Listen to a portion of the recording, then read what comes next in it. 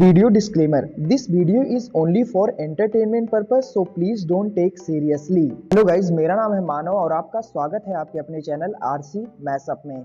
Guys, आज के इस वीडियो में हम देखने वाले हैं एक कमाल के मैशअप रिएक्शन को। अगर आपको ये मैशअप रिएक्शन की वीडियो पसंद आएगी तो वीडियो को लाइक और शेयर जरूर कर दीजिएगा और चैनल पे नए हैं तो चैनल को सब्सक्राइब जरूर कर लीजिएगा।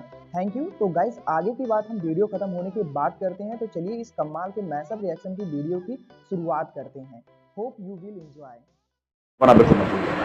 दोस्तों, हमने कल ये डिस्कस करा था कि पाकिस्तान को बड़ी मिर्ची लगी है कि G20 की कुछ मीटिंग्स, खासतौर से टूरिज्म वाली, वो कश्मीर में क्यों हुई। तो पाकिस्तान ने बड़ा हल्ला करा। कभी ऑर्गेनाइजेशन ऑफ इस्लामिक कोऑपरेशन, जो 57-58 मुल्क हैं, मुसलमान मुल्क, कभी उनके साथ लॉबिंग, कभी चाइना के साथ लॉबिंग, कभी फलाने के साथ, कभी ढिमके के साथ। और पाकिस्तान का जो नैरेटिव है इस मामले में, मैं आपको बता दूं, बड़ा फनी सा एक नैरेटिव है। खैर, उनका हर एक नैरेटिव फनी है, पर ये थोड़ा सा ज्यादा फनी है। पाकिस्तानी ये कह रहे हैं कि क्योंकि कश्मीर एक डिस्प्यूटेड एरिया है अकॉर्डिंग टू द पाकिस्तानीज, और क्योंकि यूनाइटेड नेशन रेजोल्यूशन जो है अभी तक इंप्लीमेंट नहीं हुई, जो बाय द वे पाकिस्तान को पहले इंप्लीमेंट करनी थी, भारत को बाद में, लेकिन लाहौरी लॉजिक है यार, जैसे लाहौरी चूरन है वैसे लाहौरी लॉजिक है। खैर, XYZ is equal to ABC, और यहां पे G20 की मीटिंग नहीं हो सकती, भारत ने गलत काम करा है, हम इसको कंडेम करते हैं, ब्ला ब्ला ब्ला। अच्छा, पहली चीज, हमारा मुल्क है, हम जहां मीटिंग करें वहां करें, आपको इससे क्या मतलब, पहली बात तो ये है। खैर, इस लॉजिक को भी दूर रखते हैं। दूसरी चीज, कश्मीर का सिर्फ एक ही डिस्प्यूट है कि हमें POK और गिलगित बाल्टिस्तान वापस लेना है, इसके अलावा भारत की नजर से और कोई डिस्प्यूट है ही नहीं।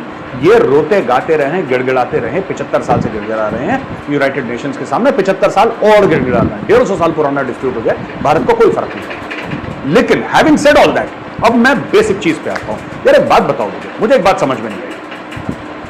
जब पाकिस्तान ने क्यों ऑब्जेक्ट नहीं करा, जब पाकिस्तान ने क्यों ऑब्जेक्ट नहीं करा जब कश्मीर के अंदर बाहर से इन्वेस्टमेंट आ रही थी, ये बात मुझे अभी तक समझ में नहीं आई।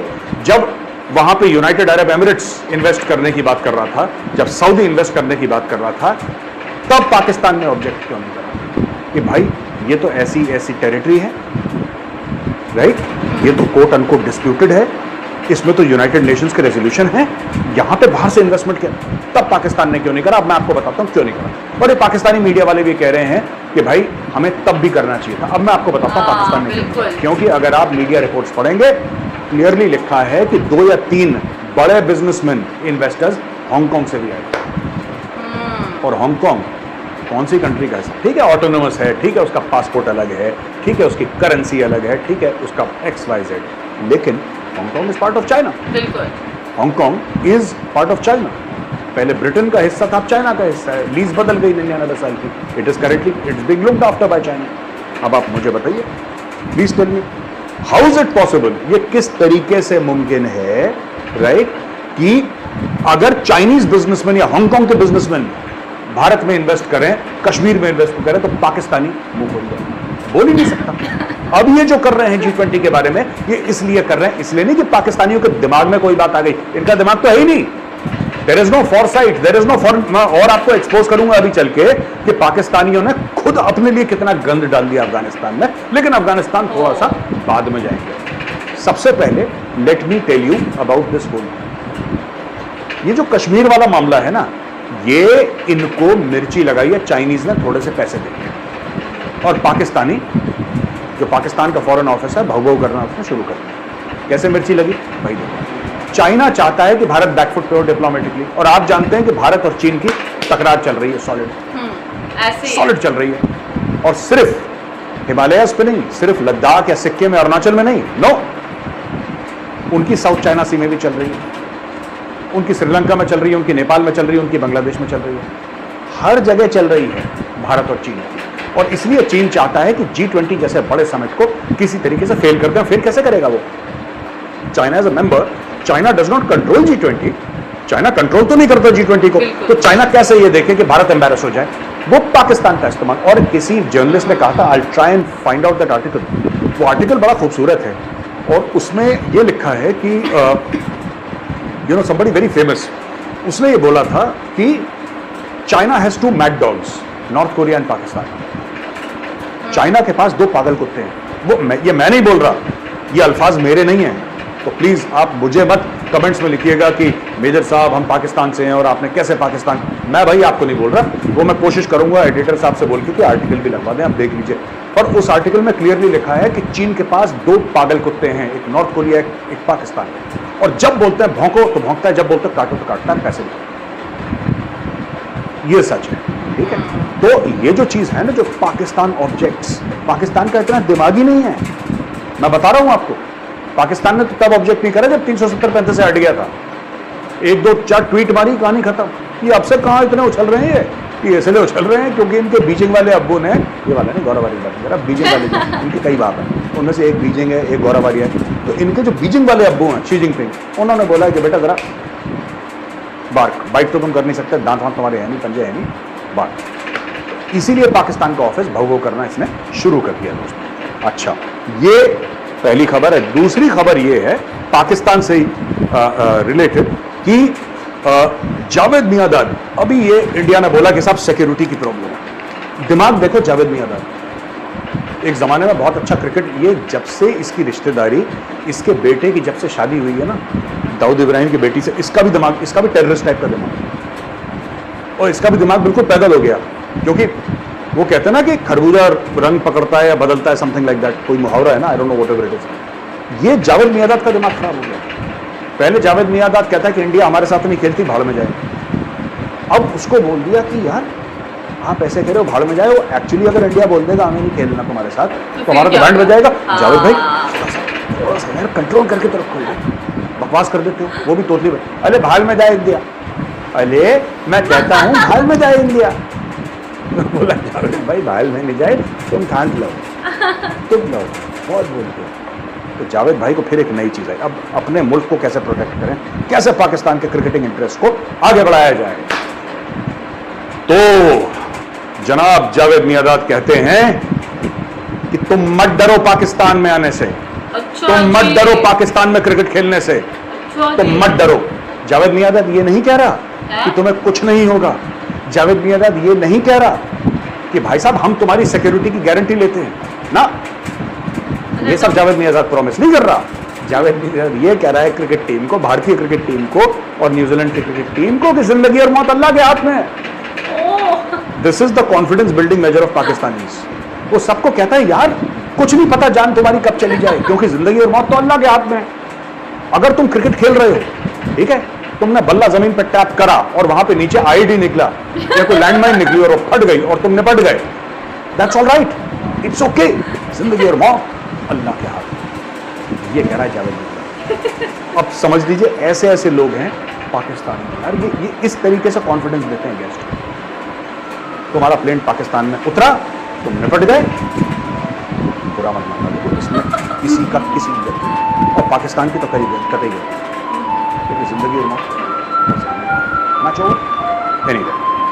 अब देखो पाकिस्तान से एक और खबर, ख्वाजा आसिफ डिफेंस मिनिस्टर जो ये है पाकिस्तान का, the most unemployed man in Pakistan.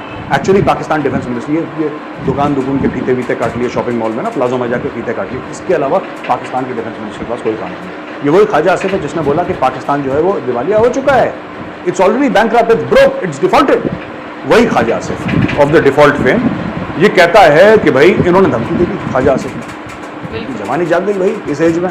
इन्होंने बोला कि हम वार्न करते हैं अफगानिस्तान को वरना ठोक देंगे, हम पाकिस्तान के अंदर स्ट्राइक और करेंगे। मैं बता रहा हूं ये जो पाकिस्तानी है ना, इसलिए स्ट्राइक नहीं करेंगे। ये मैंने बहुत पहले बोला था, अगर आप चाणक्य डायलॉग्स का पुराना कोई वीडियो निकाल के देखें आपको पता लगेगा। मैंने बहुत पहले बोला था और बहुत पहले मैंने प्रिडिक्ट करा था जो ख्वाजा आसिफ अभी बोल रहा है। मैंने बोला था पाकिस्तान अफगानिस्तान के अंदर अटैक करेगा और बहाना यही होगा कि ये लोग हमें अटैक कर रहे हैं, राइट? यानी कि तहरीक तालिबान पाकिस्तान वाले अफगानिस्तान से आते हैं, हमें मार के वापस अफगानिस्तान चले जाते हैं, इसलिए हम उनके अटैक कर रहे हैं। ये बहाना बनाएगा, यही आज हुआ है। ये मैंने 2-3 महीने पहले प्रिडिक्ट करा था और मैंने बोला था ये कर रहे हैं। और ये कर क्यों रहे हैं मैं आपको असली में बताता हूँ, क्योंकि इन्होंने अमेरिकन से पैसे पकड़ लिए। वो जो 450 मिलियन की डील हुई थी F-16 की, याद है आपको? क्यों भाइयों, आपको याद है? वो जो इन्होंने डील करी थी, अमेरिकन ने इनको स्पेयर पार्ट्स दिए थे और भी सर्विसेज दी थी F-16 को लेके 450 मिलियन का, राइट? वो क्यों दिया था अमेरिकन ने इनको? इनके तो F-16 जमीन पे बैठ गए थे, अमेरिकन ने एक ही शर्त पर उड़वाया, इनसे बोला बेटा ऐसा है कि F-16 तो तुम्हारे उड़ेंगे, लेकिन उड़ेंगे एक शर्त पे, ठीक है? एक, तुम अफगानिस्तान के अंदर अटैक करोगे जब हम उड़ेंगे, यानी कि अगर तुम चीन के लिए भौंक सकते हो और चीन के लिए काट सकते हो, तो बेटा हमारे लिए क्यों भौंक नहीं सकते और काट नहीं सकते? पैसा तो हम भी दे रहे हैं, डॉलर तो फिर डॉलर होता है। तो उन्होंने बोला जी जनाब आप बात तो ठीक करें, आप बताओ कहां भौंकना है कहां काटना है? बोला अफगानिस्तान। इमरान खान ने जो बोला था ना टीवी एंकर को, एब्सोल्युटली नॉट, या पाकिस्तान के सियासतदान बड़े, हम नहीं देंगे जगह तुम्हें ड्रोन के लिए, हम नहीं देंगे, ओ जी हम नहीं देंगे। यार सुनो, पहली बात तो तुमसे इमरान खान किसी ने जगह मांगी नहीं, अमेरिकन बहुत तेज हैं यार, वो तुमसे जगह नहीं मांगेंगे। उन्होंने तुम्हारी एयरफोर्स खरीद ली, उन्होंने एयरफोर्स खरीद ली, तुम्हारी एयरफोर्स के मुंह पे मारे कुछ $1 मिलियन, वैसे ही भाड़े के फौजी हैं तुम्हारे भाड़े के फौजी हैं, तुम्हारे मर्सनरीज हैं, पैसा लेके लड़ते हैं सबके लिए, सबकी लड़ाइयां लड़ते हैं, पूरा वॉर एंड टेरर तुमने लिया अमेरिका से पैसे लड़के, अपने मुसलमान भाइयों का कत्लो गारत करी तुमने वहां पे, तुमने बच्चों को यतीम करा, ठीक है ना? तो ये तो तुम्हारा किरदार है, ये तुम्हारा कैरेक्टर है, तुम तो पैसे लेके लड़ते आए हो। तो अमेरिकन ने बोला हमें क्यों चाहिए जमीन यार पाकिस्तान के अंदर, हमें क्यों वहां पे ड्रोन के बेसिस, इन्हीं की एयरफोर्स को बोलो ले पैसा मार ठोक। अमेरिका यही यूक्रेन में भी कर रहा है, अब देख रहे हैं सिमिलैरिटी, अमेरिका यही यूक्रेन में कर रहा है, अमेरिका खुद नहीं लड़ रहा, अमेरिका यूक्रेन को बोल रहा है ले पैसे ले हथियार ठोक रशिया को, है ना? अब ये पाकिस्तान को पैसे दे रहा है, ये ले पैसे ये ले हथियार ठोक वहां पे इस्लामिक स्टेट को, ठोक अलकायदा को। भाई अमेरिका को एक बात समझ में आ गई, उन्होंने $3 ट्रिलियन खर्च करे, 20 साल गंवाए अपने, कितने हजारों वहां पे जान चली गई अमेरिकन सोल्जर्स की और एलाइड सोल्जर्स की, जो इंटरनेशनल वहां पे एक ग्रुप था जो वहां पे काम कर रहा था, राइट? तो अमेरिकन को फिर ध्यान आया कि यार हम लोग वहां पे क्यों अपनी बेइज्जती करवा रहे हैं अफगानिस्तान में तो कोई आज तक जीत नहीं पाया, अलेक्जेंडर द ग्रेट वहां पे नहीं जीत पाया, वहां से आया था, रूसी नहीं जीत पाए, हम भी कैसे जीत पाएंगे, अपनी बेइज्जती क्यों करवानी?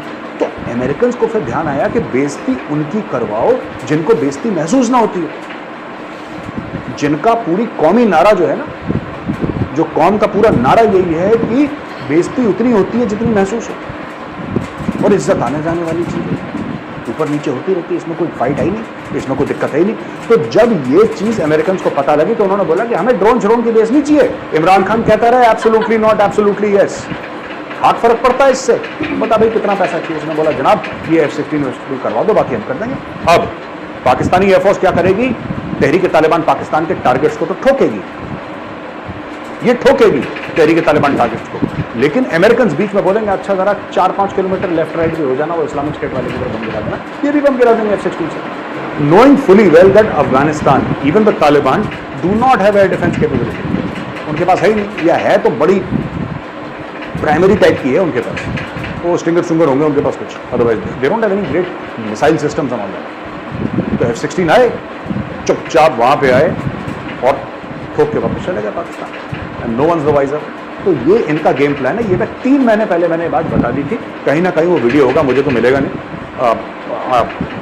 If you remember I will try and post it, I don't know, but ये मैं बहुत पहले कह चुका था, करना यही ख्वाजा आसिफ ने कल बोला। अच्छा लेकिन क्योंकि ये पाकिस्तान है तो ऐसा हो नहीं सकता भैया कि बिना कंफ्यूजन के पाकिस्तान हो, तो पाकिस्तान का कंफ्यूजन एक और आ गया, पाकिस्तान का कंफ्यूजन आ गया patience reciprocity needed in dealing with Kabul. ये खर हीना रबानी खर जो deputy minister of foreign affairs हैं या नंबर 2 हैं बिलावल के अंडर, उन्होंने बोला है कि रेसिप्रोसिटी यानी कि आप हमारी मदद करें, रेसिप्रोकेट करें, और पेशेंस। ये इन्होंने डिप्लोमेट वाली बात कर दी और उसने डिफेंस मिनिस्टर वाली बात कर दी। ये भी काबुल को कंफ्यूज करना है, और पाकिस्तान के लिए ना किसी भी मुल्क को कंफ्यूज करना, चाइना को पाकिस्तान कंफ्यूज कर देता है, इंडिया को कर देता है, अमेरिका को कंफ्यूज कर देता है। क्यों? क्योंकि ये खुद कंफ्यूज है यार, ये कोई साजिश नहीं कर रहे पाकिस्तानी, ये खुद कंफ्यूज्ड हैं। तो जब ये कम्युनिकेट करते हैं अपने नेचुरल स्टाइल में, पूरा साफ दिल करके और साफ दिमाग करके, पाकिस्तानियों का सिर्फ दिल साफ नहीं, इनका दिमाग भी साफ है, तो साफ दिल और साफ दिमाग करके जब कम्युनिकेट करते हैं तब यही पता लग जाता है सब कंफ्यूज। अब इन्होंने तालिबान को कंफ्यूज कर दिया, एक बंदा बोल रहा है अटैक करेंगे, दूसरा बंदा बोल रहा है पेशेंस, और दोनों एक ही कैबिनेट में हैं, दोनों एक ही कैबिनेट के मंत्री हैं, दो अलग अलग। इसीलिए तो तालिबान के जो एम्बेसडर है ना, जो इस्लामाबाद में था, जिसको पाकिस्तानियों ने जेल में डाल दिया था, वो तालिबान का एम्बेसडर था, उसने यही तो बोला था कि पाकिस्तानियों के 2 मुंह हैं और हर एक मुंह के अंदर 2 ज़बानें हैं, और एक एक ज़बान अलग अलग ज़बानें बोलती है, अलग अलग भाषाएं बोलती है, तो you cannot trust the Pakistanis. यही चीज़ अब हो रही है। और ये कह रही कि इनके साथ पेशेंस। हिना रवानी खर से मैं ये पूछना चाहता हूँ, मैडम कितना पेशेंस? आपके 3 से ज़्यादा बंदे मार दिए, और कितना पेशेंस चाहिए? और कितना पेशेंस चाहिए? How much more patience does Pakistan need to have? मैं ये नहीं कह रहा कि आप अफगानिस्तान हुआ था उसकी बात की, उसमें मतलब पाकिस्तानियों ने आवाज़ उठा दी। मेरे साहब ये कह रहे थे कि इन्होंने पहले क्यों नहीं ऐसे कभी आवाज़ उठाई। बेसिकली G20 के अंदर आया था, यानी कि चाइना भी आया था, यानी कि हांगकांग, तो कहीं ना कहीं कहते हैं कि उसने ही तीली लगाई है पाकिस्तान को आके इस तरह की तुम आवाज़ उठाओ। और पाकिस्तान जो है वो चाइना के कहने पे जो है वो आवाज़ उठा रहा है, क्योंकि जैसे कि आपको पता है भारत के साथ चाइना की नहीं बनती, और चाइना डायरेक्ट शायद बात कर नहीं करना चाहता होगा, इसी वजह से उन्होंने पाकिस्तान को, वो कहते हैं ना, फ्रंट पे कर दिया। खुद वो बैक पे खेलने वाली कोशिश होगी और पाकिस्तान को फ्रंट पे कर दिया। तो मैं जैसे आप इस सिचुएशन में बता रहे थे कि पहले क्यों नहीं मतलब आवाज़ उठाई गई। और इतने सालों से हमेशा से कश्मीर का एक मुद्दा लेके चलता आ रहा है पाकिस्तान, और हमेशा बात की गई है कश्मीर के मुद्दे की, लेकिन हम कभी भी कुछ हो तो सका नहीं है। तो पता नहीं इस पर कभी कुछ होना भी नहीं है शायद, लेकिन ये किसी के कहने पे कुछ करना मेरे याद से तो ये कहीं भी सही चीज़ नहीं है ना, जैसा मेरे साहब बता रहे थे। और इसके अलावा मेरे साहब ने बताया कि मतलब कि उन्होंने बताया कि अब कहा जा रहा है कि अफगानिस्तान के ऊपर हम लोग बिल्कुल भी रहम नहीं करेंगे। मतलब अच्छा, यहाँ पे फॉरेन मिनिस्टर जो है, ठीक है, वो हिना रुबानी है, वो अलग कह रही हैं, फिर बिलावल भुट्टो जो है वो अलग कह रहे हैं। तो वो वाकई में जब मेरे सब कहते हैं ना पाकिस्तानी की दोस्त माने, तो मतलब यार मैंने भी अक्सर हम लोगों ने देखा है कि अलग अलग यानी कि डिफरेंट स्टेटमेंट्स जो है वो आती रहती है, एक बात नहीं होती। मतलब ऐसा नहीं होना चाहिए। जो भी मुझे लगता है कि कोई भी अगर किसी मुद्दे पे आपको बात करनी है और वो बात आपको मीडिया के सामने करनी, तो एटलीस्ट आपका ना कॉन्सेप्ट एक होना चाहिए। गाइज आपको यह मैसअप रिएक्शन का वीडियो कैसा लगा, अपने थॉट को नीचे वीडियो के कमेंट में जरूर बताइएगा। वीडियो पसंद आई हो तो वीडियो को लाइक जरूर कर दीजिएगा। चैनल पे नए हैं तो चैनल को सब्सक्राइब जरूर कर लीजिएगा। तो थैंक यू, मिलते हैं नेक्स्ट वीडियो में।